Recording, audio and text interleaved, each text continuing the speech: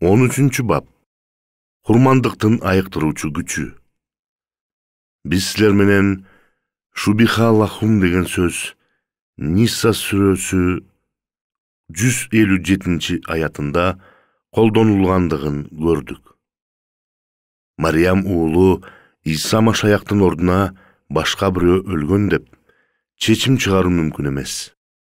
Бул Мариям уулу Иса Машаяктын өлүмүн далилдеген 3 аятка карама-каршы келмек. Али Имран сүрөсү 55-аят, Маида сүрөсү 117-аят, Мариям сүрөсү 33-аят. Ошол эле мезгилде Мариям уулу Иса Машаяк ак баталуу майрам Идал Адха алынып келген курмандыктын бардык сапатына төп келет. Ошондой болсо да Мариям уулу Иса Машаяктын өлүшү мүмкүн эмес деп оюн уланткандар да бар. Көпчүлүк адамдар Мариям уулу Иса Машаяктын өлүмүн четке кагышат. Анткени ушунчалык таза адам өлбөшү керек дешет. Алар туура кылып жатышабы? Чындыгында эле жападан жалгыз Аз-Закия күнөөсүз таза деп аталган күнөөкөр адамдардын ордуна өлдү. Биз өзүбүздүн чыгарган чечимибизде жалгандыкка шашпастан аярлуу болушубуз зарыл.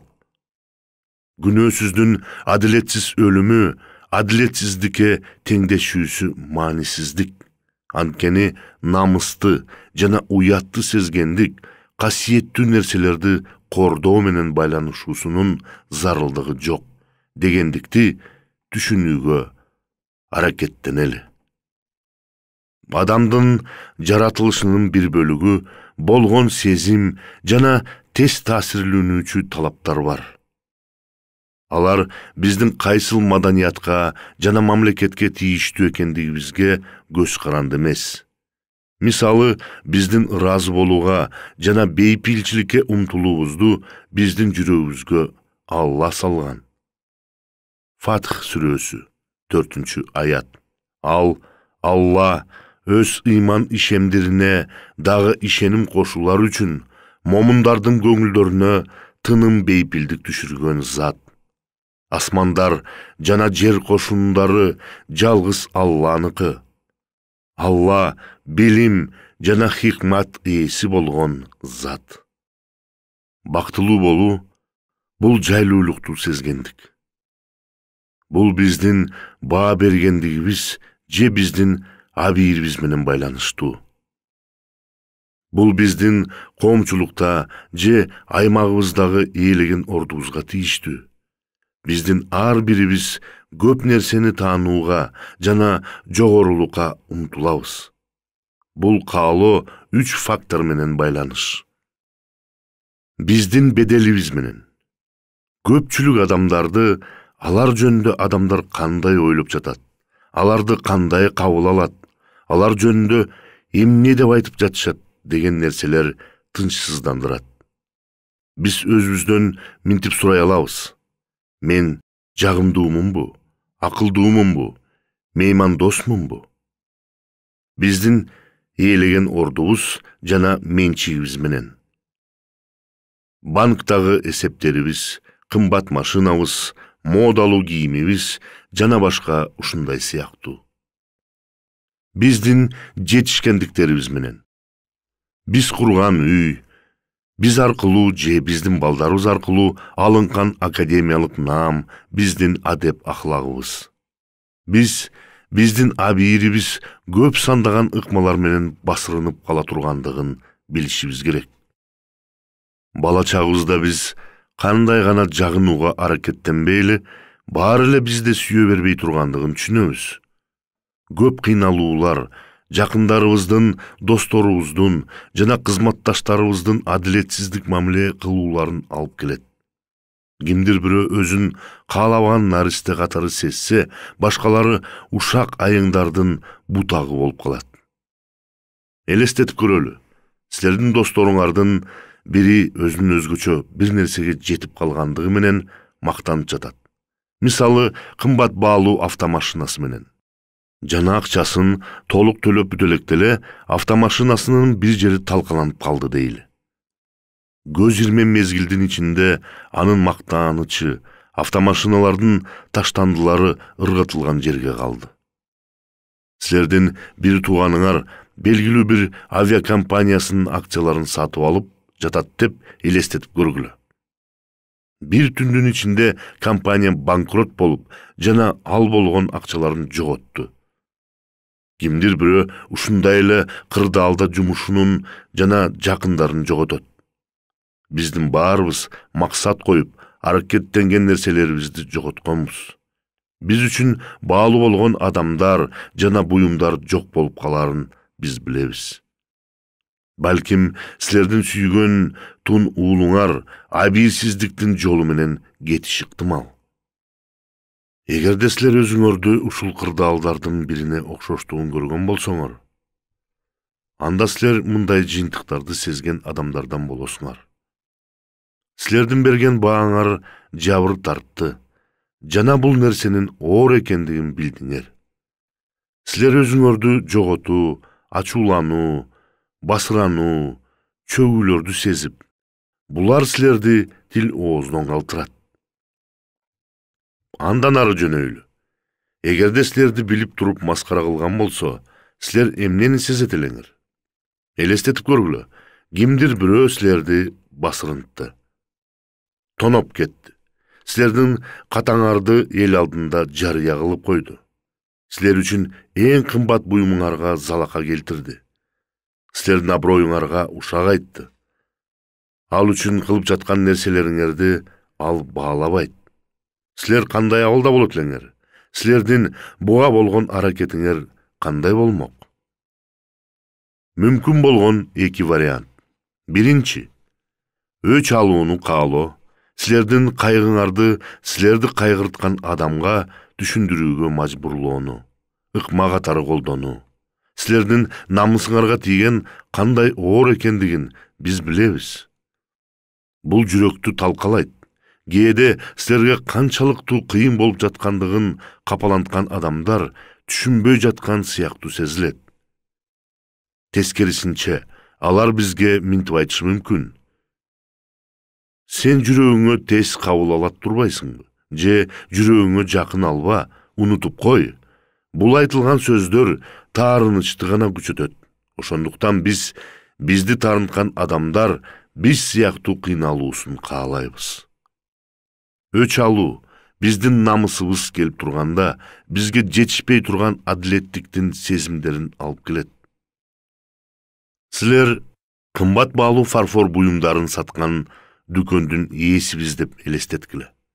Бир жолу силердин дүкөнгө бир сатып алуучу адам келди да, бир нече буюмдарыңарды сындырып алып, кечирип коюңуз деп чыгып кетти. Силер албетте минтип ойлойсуңар.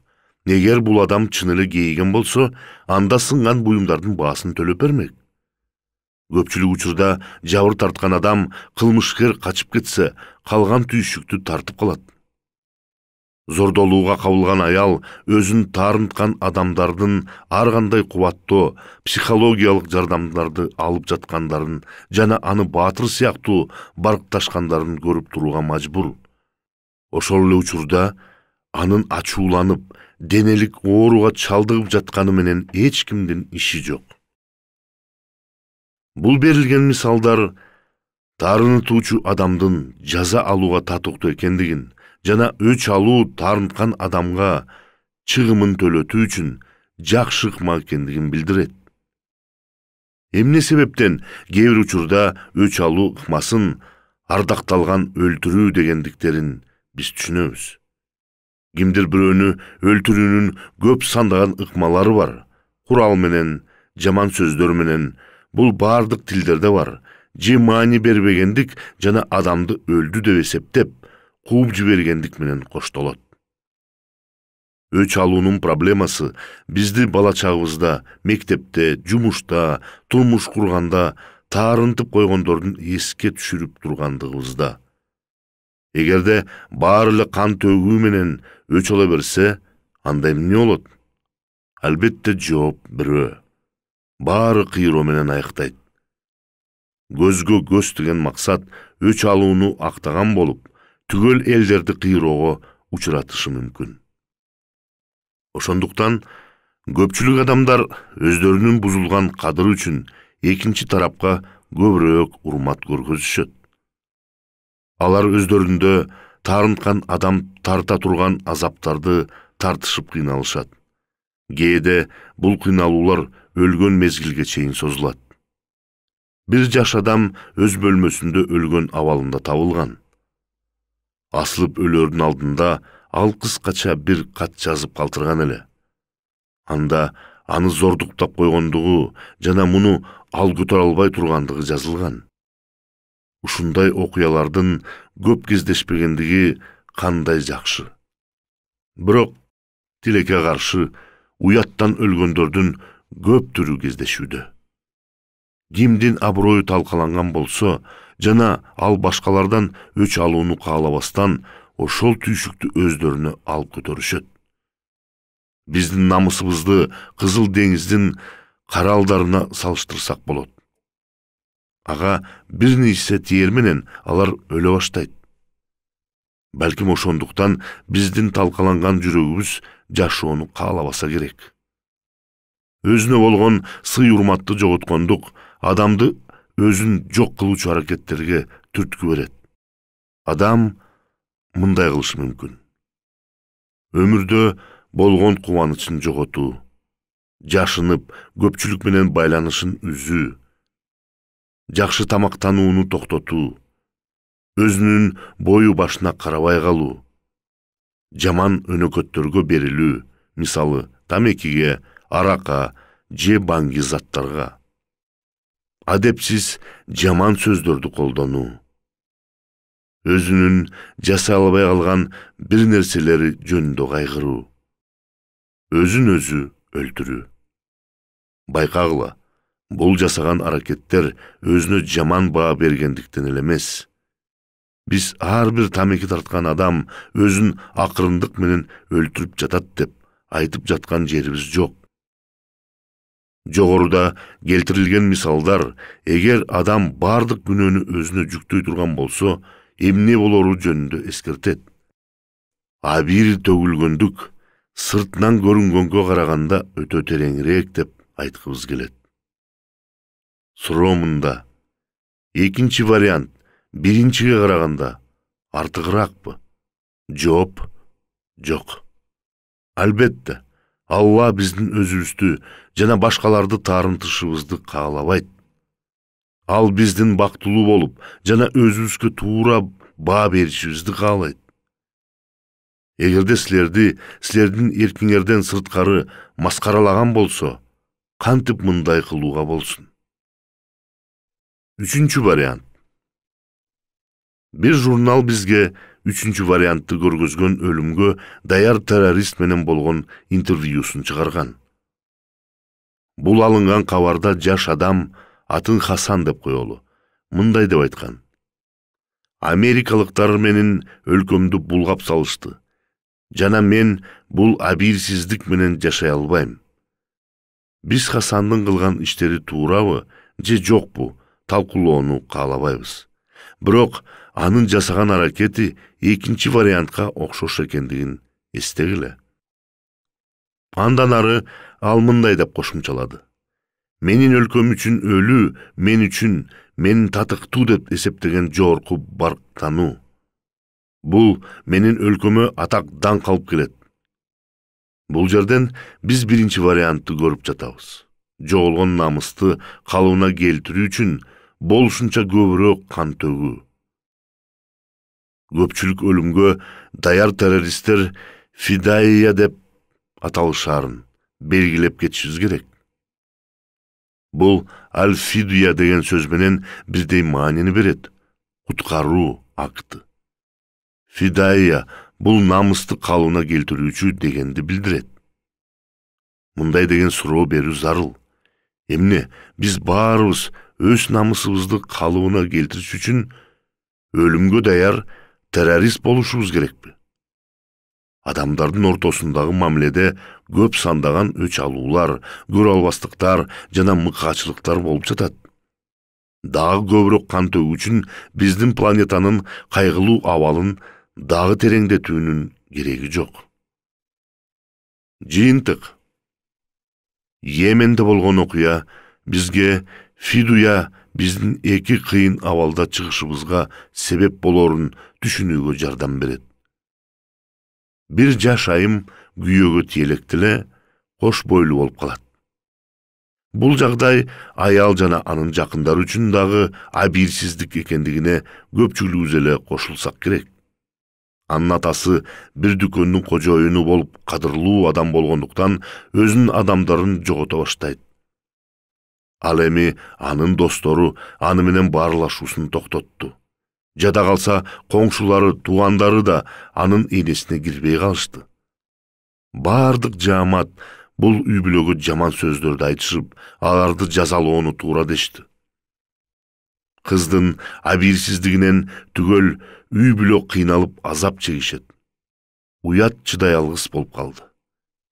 Эмне кылуу керек?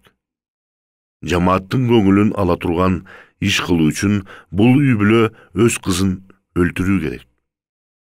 Бирок муну кылуу оңой эмес эле. Кимдин балдары бар болгон болсо, мындай ишти ойлогулары да келбейт. Бирок бул йемендиктер уятты жууп кетирүүчү байыркы салтты билишкен. Кыздын ордуна бир кой курмандыкка чалып, ошо менен үй бүлөнүн намысын сактап калышмак.